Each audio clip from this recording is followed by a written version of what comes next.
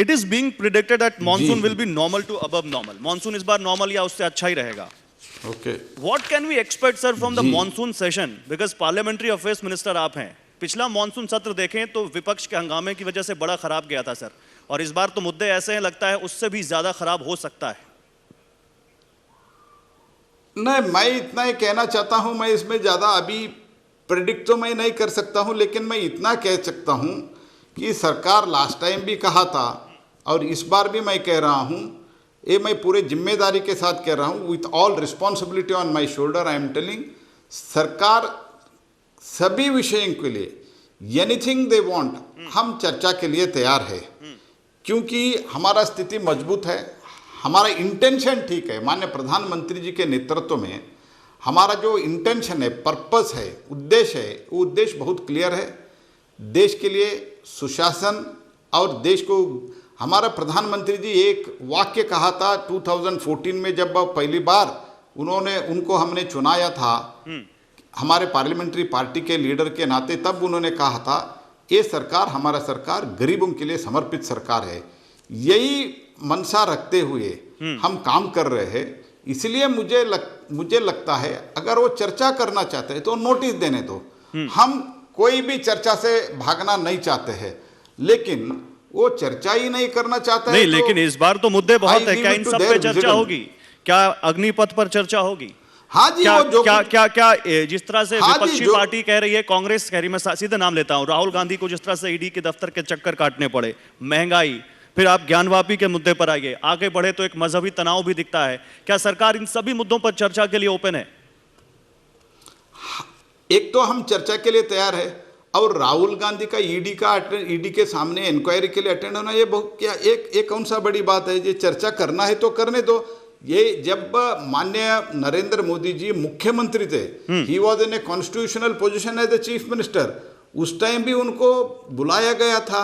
और हमारे आज के गृह मंत्री के ऊपर फर्जी FIR मुकदमा दर्ज करके क्या क्या उन्होंने किया. तब जब हम माननीय प्रधानमंत्री जी कॉन्स्टिट्यूशनल पोजीशन में थे, उन्होंने बोला मैं इस देश के कानून में पूरा विश्वास करता हूं, न्यायपालिका में विश्वास करता हूं, और इंक्वायरी अटेंड किया. इंक्वायरी अटेंड करने के लिए इतना क्यों डरते हैं? अगर वो कुछ गलती नहीं किया है तो इंक्वायरी अटेंड करने के लिए क्यों? वो तो ये कहते हैं कि किस बीजेपी नेता को ईडी के चक्कर काटने पड़े. वो ये कहते हैं कि हमेशा विपक्षी पार्टी के नेताओं के ऊपर शिकंजा कसने के लिए एजेंसीज का इस्तेमाल हो रहा है. वो सीधे आरोप लगाते हैं आप पर.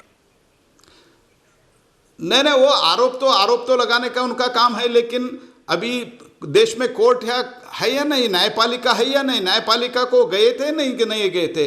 राहुल गांधी स्वयं गए थे या नहीं गए थे कि मेरा पूरा जो अभी जो इंक्वायरी चल रहा है, FIR हो गए, उसको कैश करो, ऐसे रिक्वेस्ट करते हुए, अपील करते हुए सुप्रीम कोर्ट तक चले गए. सुप्रीम कोर्ट ने क्या बोला? इसमें इंक्वायरी होना चाहिए. जब इंक्वायरी चल रहा है, कोऑपरेट करो. अगर आपके गलती कुछ नहीं है तो देश में तो ऐसा तो नहीं होगा कि आपका गलती हो या नहीं हो, हमारा न्यायपालिका आपको एकदम दोषी ठहराता है, ये तो नहीं होता है ना. तो कम से कम इतना तो समझो, देश में कानून है, किसी को भी ऐसा नहीं हुआ है. इसीलिए कानून के हिसाब से आप कृपया इंक्वायरी फेस करो. इसमें क्यों law and order problem create कर रहे हैं आप कह रहे हैं कि अगर कुछ गलत नहीं किया तो आप डर क्यों रहे हो? इन लोगों का हाँ, आप तो गलत नहीं किया तो डर क्यों रहे हो? और आपको इसमें प्रॉब्लम क्या है तो समझाइए. What is your problem in going before the ED and replying to the question? आप कह रहे हैं प्रॉब्लम क्या है? यहाँ पूरी कांग्रेस पार्टी सड़कों पर है. जोशी जी, आप कह रहे हैं प्रॉब्लम क्या है? यहाँ पूरी कांग्रेस पार्टी सड़कों पर है. हाँ, कांग्रेस पार्टी का साइकोफैंसी है ये साइकोफैंसी का प्रॉब्लम क्या है? इन लोगों को राहुल गांधी और एक गांधी परिवार के, नकली गांधी परिवार के साथ हम खड़े हुए दिखाने के लिए सब नेता, मुख्यमंत्री आके उधर बैठे हुए हैं. मैं इनका प्रॉब्लम ये है, हम एक गांधी परिवार के, नकली गांधी परिवार के वाले क्या सोचते हैं? हम कानून के ऊपर है. We are more than law. This is what they think. That is the problem. That is the mentality of this Congress party and that परिवार. चलिए, इस क्रिएटिंग प्रॉब्लम. ठीक है, अभी आप नकली गांधी कह रहे हैं, इससे पहले आपने राहुल गांधी को नकली ज्योतिषी भी कहा था. राहुल गांधी ने कहा था कि 20 अप्रैल 2022 को मैंने मोदी सरकार से कहा था कि नफरत का बुलडोजर चलाना बंद करो और देश में पावर प्लांट शुरू कीजिए.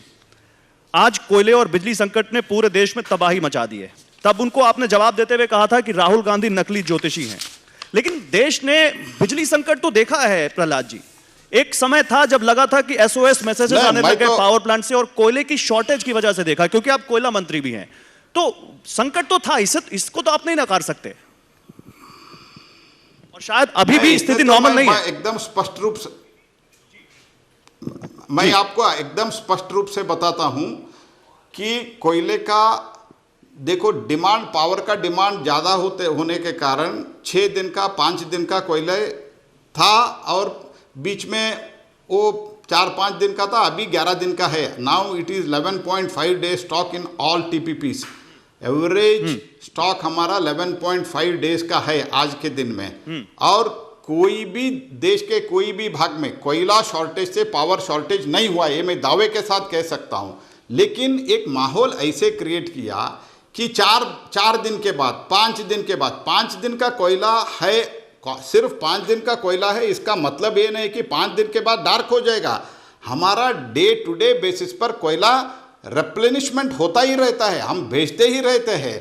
ठीक है, इस बार डिमांड बहुत ज़्यादा बढ़ गया, और इंटरनेशनल क्राइसिस के कारण, इंटरनेशनल प्रॉब्लम के कारण हमारा जो गैस बेस्ड पावर प्लांट था वो भी बंद हो गया।